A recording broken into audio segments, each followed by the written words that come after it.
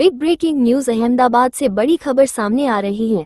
Ahmedabad police और Ahmedabad municipal corporation (AMC) ने आज सुबह से चंदोला तालाब क्षेत्र में अवैध निर्माणों के खिलाफ एक बड़े डिमोलिशन अभियान की शुरुआत की है।